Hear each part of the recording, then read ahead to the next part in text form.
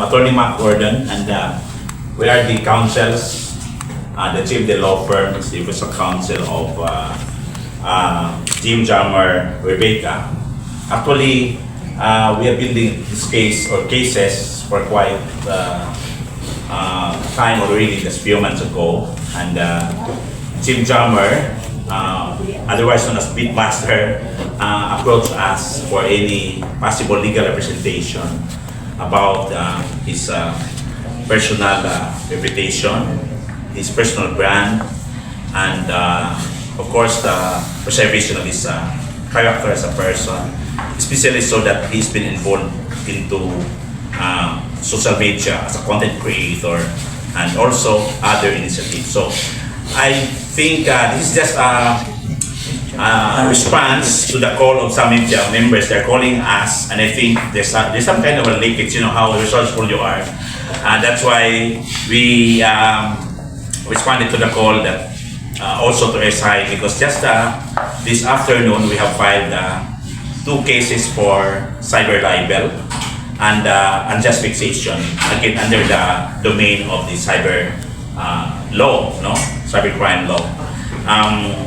Just to give you lang the at least 5 or 6 objectives why the complainant or private complainant through this presentation has filed or decided to file these cases because of this at least 5 or 6 objectives. Number 1 is that to protect his personal reputation.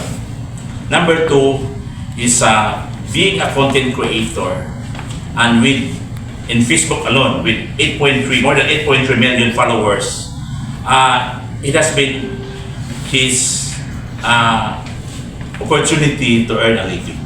So it is, as a content creator, his economic rights has been violated and infringed to the point that because of negative comments, there's a risk of diminishing the numbers of followers. So number 3 is that he has been into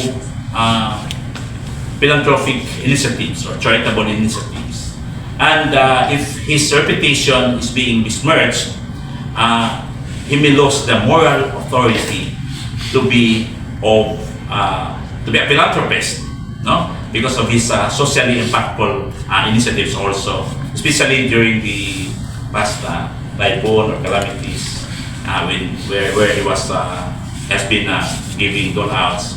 And number 4 is that he has this brand equity already. The Beatmaster, Jim Jammer, this is also a household name, idol, something like that. So people are being entertained by the way how he created his contents. So because of that, his personal brand is also at jeopardy. And again, going back to the economic rights, which is also his source of his income. And another objective of this press conference is, or filing of case is he has brand partners and he has also sponsors. And if you are already in the limelight and your sponsors may have doubt if there's somebody or any person attacking his character, or there's a character assassination. For example, if you are a company, a sponsor of his content creations, they may withdraw, they may lose trust of him because his reputation is being in jeopardy or being besmirched, no? So, and in a broader, socially impactful domain, our ultimate objective actually is, it's a kind of advocacy for Jim Jammer. Because as a content creator, all of us are content creators. All of us are into social media, communications, and it is our responsibility that when we post any content, it must be fair, it must be ethical, it must be morally grounded, or it must not be a fake news, meaning it must be anchored on truth. And of course, our objective actually is it must be entertaining without necessarily trampling the rights of other people. So far, mauna nga ito ang mga main objectives why the private complainant finally decided to file cases. It's not something like personal, it's not like against any gender, whatever, but only for the purpose of those objectives that we have just enumerated. So I'll give you maybe I'll give you that the private complainant Jim Chalmer, otherwise known as Beatmaster, to maybe also give a little context or background of his cause of action and in entirety his advocacy of initiating these cases. Ako lang din siyang ipaagi yung ani para pakita ang uban kay sa tinuod lang ang mga tao manggod nagtuo sila ba nga normal ra gani nga pwede mangaway sa Facebook kay syempre pag ulang baya nagtuo gid sila nga ang kaniingon ani nga buhat pwede ra gibuhaton which is dili gyud natin balaod and mag-serve sa ni siya lesson sa uban nga dili gid maayo. Amo lang gini nga kay para aside nga ma-sample na dili magingon ani para pud mahunong na bagay. Diba man ta last year na pinahita po ngayon ani, lambay na lang. And then this year na pud na po. So the only way yun nga ma-stop ni, ma-answer ang kuan kanira jud. Yeah, the only answer kay last year I was hoping na ma-okay lang so nag-quiet lang. Pag this year maura gyapon. So you may ask questions na sa Yes. if it's something legal, maybe we can answer, but if it's something factual, maybe we can allow our client to answer. Before you ask your questions, please. What message do you want to send to the person you filed the case against? Last year nag-release kong video nga isettle lang and then I received through sa iyang post nga dili siya magkihusay so wala na ko yung message wala dili mo siya ma-istorya so wala mao na lang ni only way. Good evening, Christine from Cebu. I have two questions. So one is, what prompted you, since this has been going on last year, the post, so what prompted you to finally file a case? And the second one is, if ever the other party will ask for a settlement, are you going to be open for that? Sa naka-prompt na kuha is aside sa ako ang peace para lagi nga makuha ng mga tao nga hindi maayo and then daghan naman kung mapagan daghan mag-connect and then about sa settlement depende na lang po sa I think we'll cross the bridge when we get there. We cannot still measure up what would be the reactions or response to these complaints that we're filing. So that's our after all, is just like what I've said a while ago about the objectives. If those would be like satisfied, then we may also be open to any possibility. After all, our client is just trying to vindicate his reputation. He's just want to like rebuild his image, especially so that has already earned the brand equity. yes and also sama sa gingon ni attorney about tong mga brands di na lang dimension ng brand names nanadyo na bad tungod atong mga tao tungod makahakot man gud taong feeling sa tao so na mag-comment dito og mga kana kaya nang nami brand nang i-promote so ilang equality mga maon ni inyong uwan na something na so maapilo ka daw tang mga brand yes so mausa na siya. we would like to reiterate lang nung that relationship problems dili unta na, diba? Ilaha Yes. na. But when you cross the line and you cross the line into defamation and just fixation, that's a criminal case which is actionable. And when you impute a crime against someone, that's actionable. When you impute malice, for example, drugs, mahingana, that's actionable. So dili ni issue nga iyab sila sa una. Katulong mga things, most especially karon, people hide behind the guise of anonymity. People are very brave to say mga dili nindot na butang because they are it's only online, di bitaw makita, di bitaw ta madukol ani nga na. So my client filing this case is only to give the message that it is not okay to do those things. And not because, dili lang because public figure siya, okay ra siya ka. That's all. So, tanaw na to, if you see Beatmaster as a person, for example, Jim Jammer, as an individual, pwede na niya i-deal on a personal note. It's up to him. But the problem now is, you're dealing him as Beatmaster. Ano, daghan kayo karon sa social media influencer na or content creators, and most of them are earning a living na out of it. It's a day job for some, and for some content creation is already a business. It's a brand already.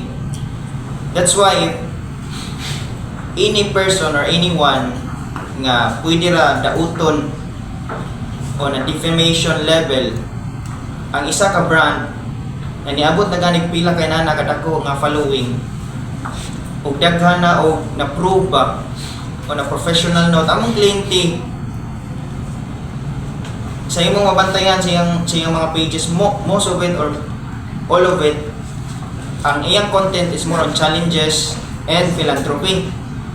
Never gina ni post among client to, for example, para nang sikat na karon nga manghagad og sumbagay sa online, magbinasto sa online to gain views, wala na, because our client knows or believe that social media content creation is already a business or a job. That's why inana yung approach. It's a professional approach. And if any person, regardless of the relation, inana na lang kadali dauton ang brand nga gi-build from ground up, then my client here has all the rights to protect that brand and all na siya katungod tanan gyud to protect his interest and even his integrity, and most of it ang iyang brand na nga na-build. So imo nang tanaw na sinana nga point of view, ayaw tanawa na personal note. And even if ikaw simple businessman ra ka, na kay negosyo, naaray mo post diha nga batik man ang inyong blah blah blah blah blah blah. Unya dili siya bitaw na factual level but on an information level. Nagkuba na ka online, duba imong negosyo, magsirado ka. The same with social media content creation. It's a brand and it's a job already.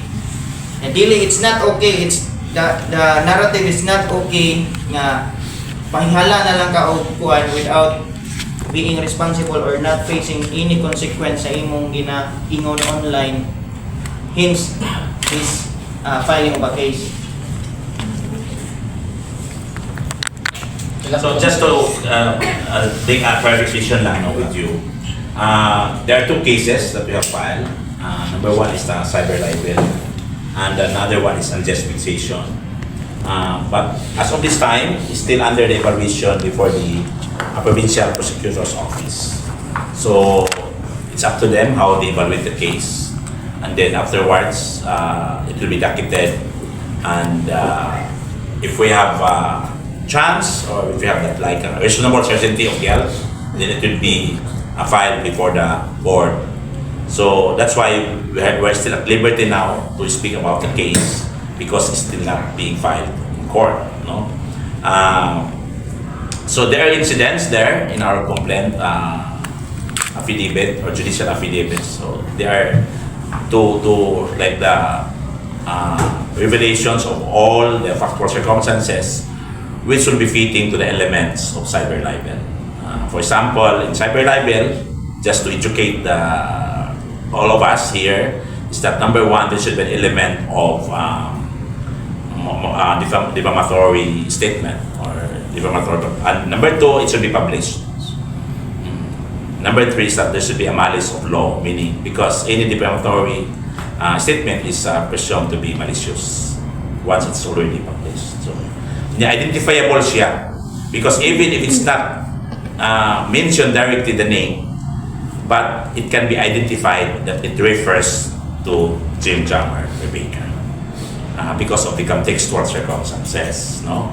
And in fact, it could even be perused from the comments of the followers, no? Muna siya nga these cases have been filed because those cases which may not be fitting for cyber libel may fall under the unjust fixation. But again, because it is through social media or internet or cyber universe, then it is within the domain of cyber crime. Therefore, it is within the jurisdiction of the higher court, the regional trial court. So, mao na siya ang context nato sa pag-file nato sa case today. Any question? Alan takawat sa gugmang lagan ni agi ba taog ang process ani attorney before ni kaso nga sa RACO sa cybercrime sa police? Yeah, of course. In fact, one of our witnesses is the RACO officer. He has also executed affidavit for authentication of all the videos, of all the evidences, cyber evidences. Of course, because that's part of the rules. It's a non-negotiable. It's a non-negotiable. So before we actually file this case, preparation of the cases, we have been visiting the office, the RACO office, and everything is verified, everything is authenticated. That's why the course of the matter is actually based on the evidence being posted on social media. Ari ko kay Beatmasters. At first nabasa nimo sa mga posting ni Barbies anang nabasa mo na nga ako lang ni ipabarangay di lang kiha kay basin og masitol rabi sa barangay. Ang una na kay gusto jud nako kami jud na magtabig. Mao to nag release kong video nga magtabig mi nga nahimo man ang katuanan sa mga comments nga gusto ra kang kakita kan ko ano and then wala lang gyapon ako okay lang sa ako wala lang makasabot na ng mga tao pero mao lagi to nag-post siya og reply through post na dili siya magigusay pero wala gyapon ko gibuhat akong gibuhat kay ako ra gyapon ipagamay until this year ni Santa Maria. Yes, ako magud siya basta long time ago ay last year pa na ako siya i-block. Hindi ko ganawa kitang mga post man, sa mga ingana negative or mga comments, basta na ako makita nga di ko ganawa ako siya i-block na. So affected ang brand and then sa imong love life naka-apekto ba ni? Matter gina siya tanan. Nya kanang love life ba kung makapikto? Mabot po na sa itong mental health, di ba? Pero mabani kasi gugmang lagan, mao man na siya.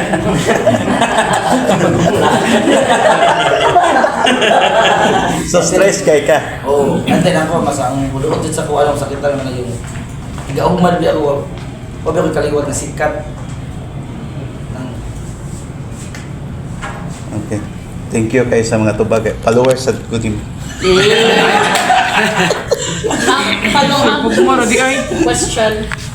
Did you like inform her beforehand nga if dili siya mo stop na possibility nga kani you will really file kay there's a lot of posts na maya This year katong latest niya na upload nga video niya ako nga if dili jud mo undang ibagi na lagi nato og legal. Leia from Cebu News Times. ang kanimo gi-file og cases katong ex nimo before. Yes. Maka-specify ka kung si Pinsa. Okay ra? Yeah. Yes, Princess Angel Solomon, known as Miss Barbie. Okay, dili ra ba ni siya pa-out sir? Pati mo ang gibuhat kay syempre gabi mga tao. Yes, ma'am. Dili gini siya pa yung anak, kaya akong content dili dili nga. Okay. Dili doon kay nga isang singutan na mo dito sa provincial prosecutor's office. Paong niya ba? Kay syempre. Pakulo. Gimik lang. Kay celebrity. Well, I think one factor also nga dili ni pa-hype kay it was not filed during the hype of the issue. Because again, the client here, You have to contemplate whether or not profile because nagod sila pinagsamahan, di ba? It's not nice po, di ba? But doon man, it took a toll on his mental health. So it's a legal remedy available to him, so why not?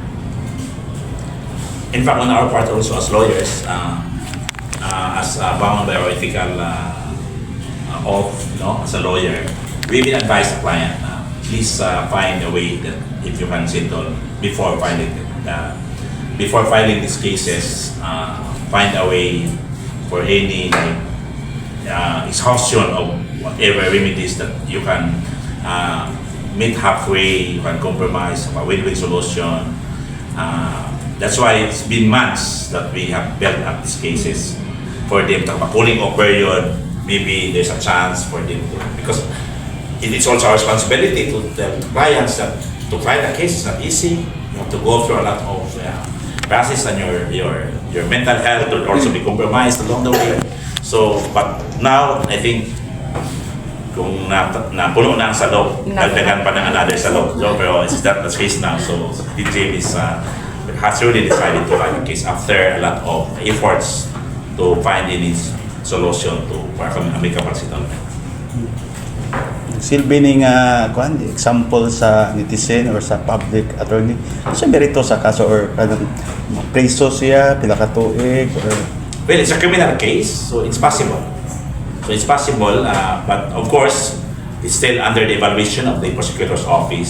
So we cannot, comment on that. As long as we have just initiated the first stage. Okay, question ako din si Sangay James Jammer kay Sangay kay Idol og usap ko sa fans ang names on social media sa GMT Mindset. So anyone can answer or si Idol. Do you think cyberbullying and online defamation are becoming more common among public personalities? Experience. Ito ba sa experience din mo? Kung muna dyan kila siya ron. Pero maulagin na, di siya maayo. Kay the reason why, sayo na kayo mag-create of Facebook. Karon, ang may tabo, mangaway ka dito, nag-out ka, may mga pangan, sayo na kayo. And then, kanit manggod siya. Yan ay mga tao biya nga, mudawat ang istorya, dili magtimbang-timbang. So mga pagan. So parehas na yung tabo na ko karon, ako ang ilang ato. Naabot sa akong mga anak ng gagmay. Na-post ang mga naon sa mga bata, ang mga mama sa ato nga, ang nabuhi og hilong dili sa social media, mga ukab, and then nanabay ay daghan karon. Daghan na kaayo mga edit nga ingon si kuan sa dili tinuod sa bulay statement kay ngana. Diba? So grabe din. Karon common jud kay ang pang hilabot. Mao na nga digid angay jud nga ianad. That's why it's, as I said earlier on, it's also an advocacy. Meaning it's also one way of making people aware that there should be a responsible content creation, like fair, truthful, and not violative of the privacy of other people. Of course, to be entertaining, to be socially impactful also. So, Jim has that kind of creativity, and let's protect that. and I think also we need to emphasize nga we all have the freedom of speech kay mao man gini ang mura og budikom or medium ang social media, but everybody, social media content creators or kanang private citizen lang needs to be reminded nga even the social media world is covered by our law. Di ka pwede diha nga mo-violate sa atong balaod kay tungod na kay pwede ka magpa-post, magpa-comment o magpa-express sa imong gusto mahitabo. And again, I really need to emphasize nga it's the brand that's being attacked, and it's the brand owner has all the rights to protect. Otherwise magbalik-balik mo gud nani nga issue. Dili lang kini nga social media content creators marabag nahimo ng norm ba. It's okay to bash nga kanang below the belt na bitaw. So mo na ang I think ang pinaka-importante, and that one is protected by the law. Mayon dato ang bash align ba sa imong gibuhat. Example lang niya, ako nanghatag og bugas. Naay nakadawat og bugas nga daot. Pwede ka manaway dito normal naman siguro na. Pero kung lahi na ang mga comments di na align sa akong gibuhat, di na gid maayo. Personal. Ano na siya? Unsay tan-aw nimo ni kanang gusto niya nga gub-on gyud ang imong credibility niya saman gusto niya nga i-drag you ka sa pa-down ka masero ana Siya rin yung makatubagan na yun, anong sige nga na. Para lang ako, isang ko kaingon kay paghuman sa among break up, wala pa yung nakita balik ko, as may magsabi, isang ko gusto lang ko ka na. Magkamot nanta, okay ka. Okay ba ako galing, ano sige lang nga na ako nga. In fact, mama sila naglaan ng partners. Yes. Fans who are supporting you through this situation.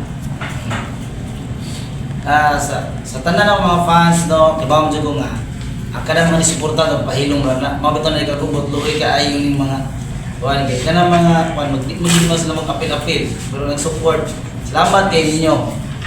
Ay lang ninyo tanawa ang mga personal na kinabuhi, tanawa lang nato ang atong gibuhat para sa kadaghanan ba. Kaya kitang tanan, naman tayo iya problema, dapat dili siya mo affect sa atong gibuhat sa kadaghanan o sa atong personal. It is with you and your right na because you are actually protected by law. Kung when we are at the digital age or internet age, most ang law mitubag siya, may response siya. That's why cybercrime has also been passed into law. Kay makita man nato, no? Kung sa dynamics sa society, most na ang response sa atong balaod. Now, you have all the rights to file a case and to protect your reputation, personal or your brand or Bia. Oh, I would say, you contact your lawyer and preserve the evidence. Makakulubuhan for him. Ningatulay sa RACO and nag-pull out sa mga nag-certify sa kuha mga Facebook trails, screenshot, and cybercrime kailangan na siya ay 1 year ng prescription by the law means if malapas na pag 1 year anak huwag kayo buhat, it means you slept on your rights. So I would mayroon ko nga do it as soon as possible para dili na ako ng prescription. So comment. So of course, if you think that your reputation is being besmirched online or in any cyber domain, so just consult a lawyer, and then we have to see what will be the chance of your case in court. No? So these are the rights. Of course, if you cannot afford a lawyer, we have also public attorney's office to assist you. Everyone has all the access to any legal remedies because the law or the legal system allows. Are there any other questions? I'm guessing none. So there, a specific case is a reminder for us to be kind always also, especially online. So I think this ends our press conference. Would you like to say something? Parking words. Yeah. I think, of course, you are part of the advocate, and you're part of this advocacy, being also in the social media space. You yourselves are content creators.